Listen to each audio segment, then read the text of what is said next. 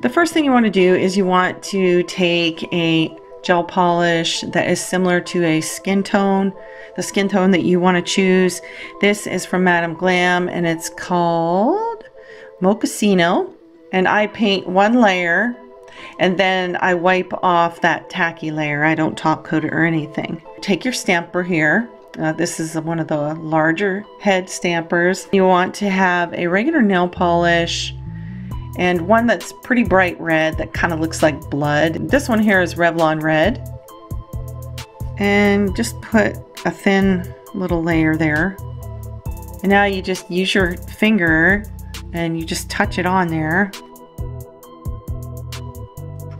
And now you just put it on your finger here. And if you do the fingerprint stamp and you don't like it, you can take it off and start over. I kind of don't like this one, so I'm going to take it off. You can just use some acetone and take it off because you have gel polish underneath. If this was regular polish, your manicure would be ruined. Clean off your finger too with some acetone. And clean off your stamper with your sticky lint roller. There is a stamping plate out there that has a fingerprint on it too, but you know what? It's just as easy to do it this way. And you can get your fingers messy in the process. Oh yeah, that's pretty good.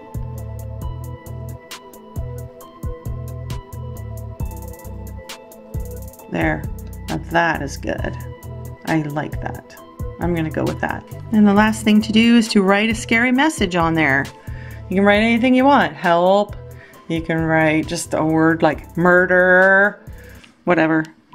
I'll just put help. Just kind of squiggle your lines.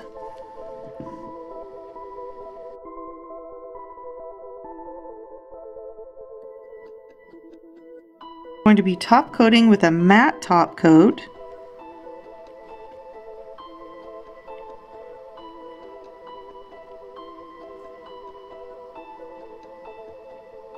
Going to go over the word help at least 2 times to give it like a 3D look.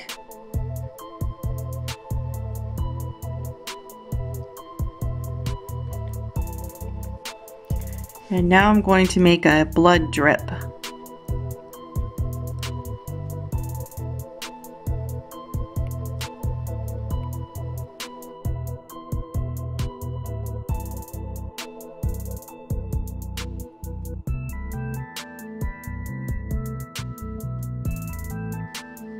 And the last thing to do is just go over it with a small brush and some no wipe top coat.